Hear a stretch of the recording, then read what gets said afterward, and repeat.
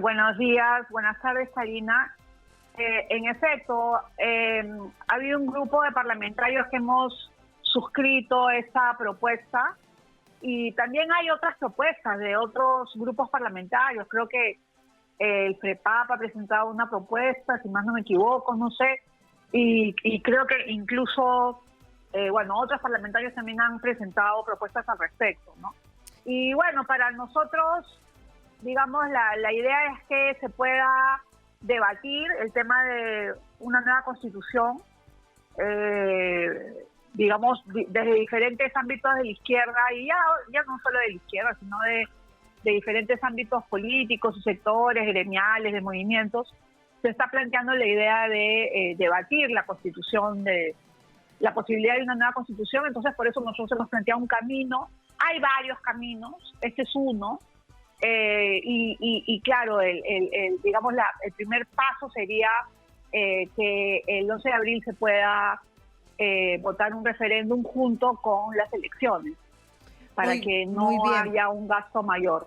Muy bien, porque este referéndum sería porque la Constitución vigente no permite una asamblea constituyente.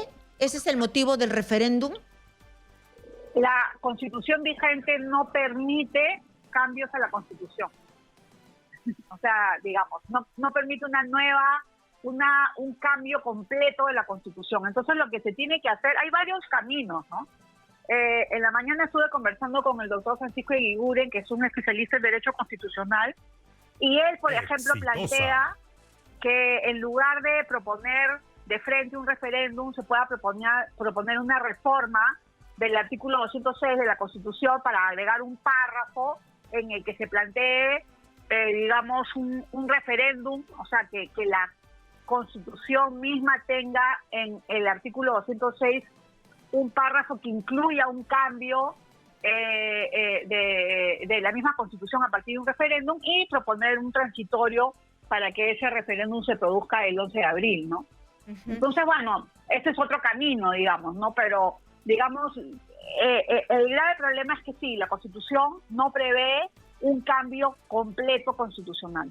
Y es el momento, porque usted está viendo toda la inestabilidad que ha pasado en nuestro país y que no termina, además de una epidemia, además de una serie de complicaciones que vienen desde el Congreso, que los han calificado, no yo, sino la población, como populistas, leyes populistas.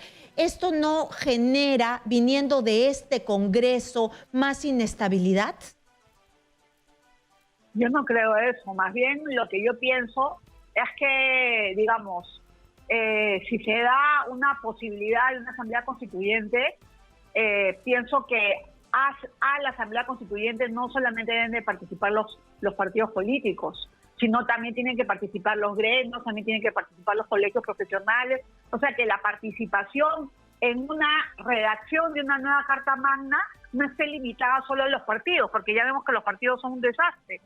Entonces, a mí me parece que sería mucho mejor que se pueda ampliar la convocatoria y ver de qué manera se podría, digamos, proponer un camino para que esa nueva Asamblea Constituyente, mejor dicho, esa Asamblea Constituyente, pueda estar representados los pueblos indígenas, las mujeres indígenas, en fin, o sea, todos los gremios, los colegios profesionales.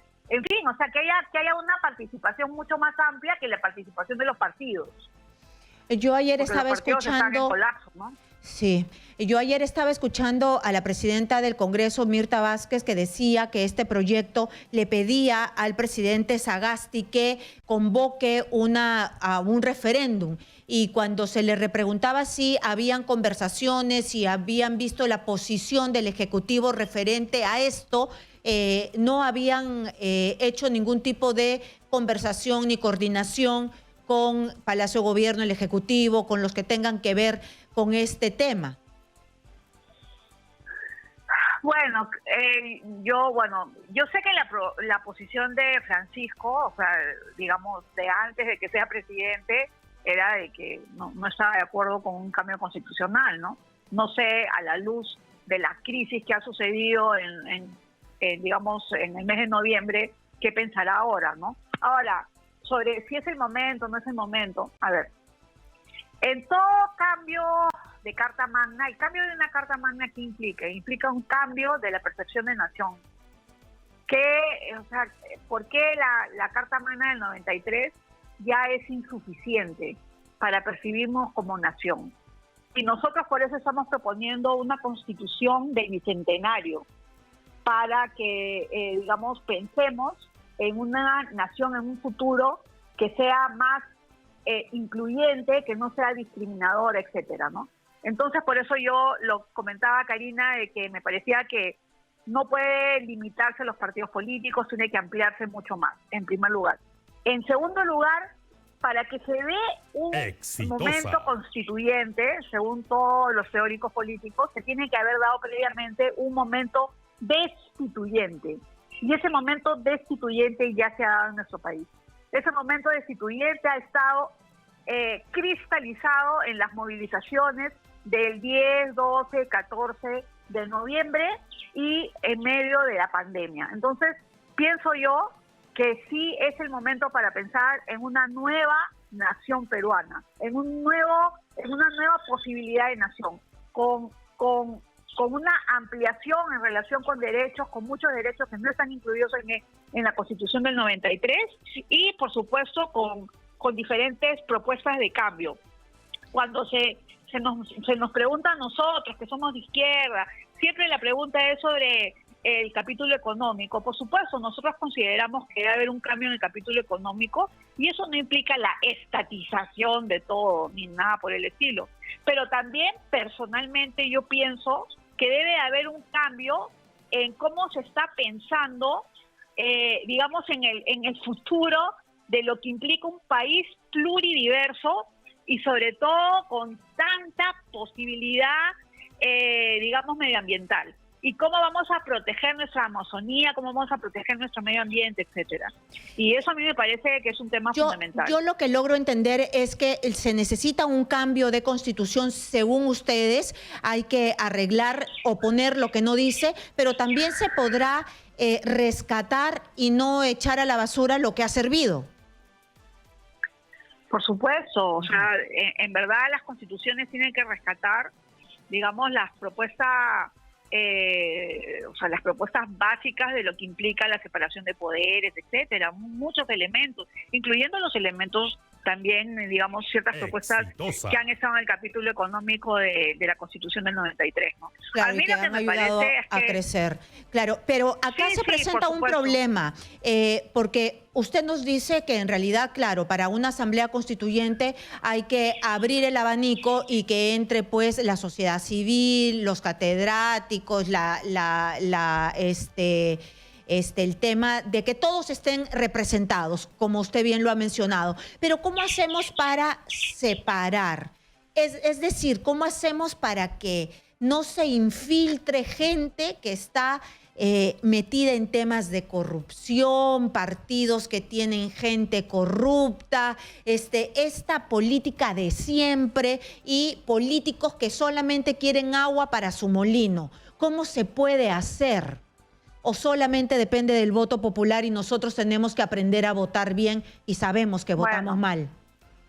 Eso, Karina, precisamente el punto número uno es que tenemos que aprender a votar.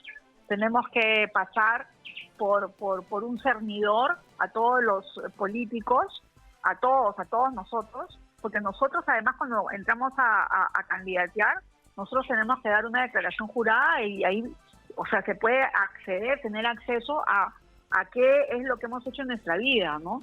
Y si no tenemos, digamos, currículum, sino prontuario, no votar, pues, ¿no? Por esas personas. Bien. Eso uno, pero en segundo lugar, a mí sí lo que me parece importantísimo es que una asamblea constituyente, en primer lugar, no tendría, o sea, los asambleístas no tendrían por qué tener inmunidad para nada, en lo absoluto. ¿Para qué? Claro. O sea, pero nada de nada, o sea, que tendría que ser, digamos, un sistema diferente al sistema congresal.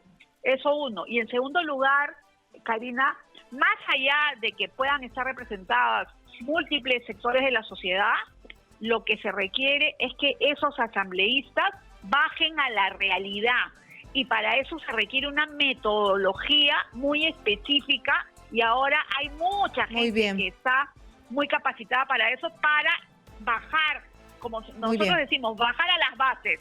Y muy bien, Rocío. Se me agotó el tiempo, discúlpame, pero tú sabes que aquí las pausas comerciales se hacen en punto. Ha quedado clarísimo el tema y transparencia y saber votar si es que esto llega a buen puerto. Recién se inicia este camino con este proyecto. Nosotros nos vamos a una pausa comercial, es la 1 de la tarde, regresamos inmediatamente.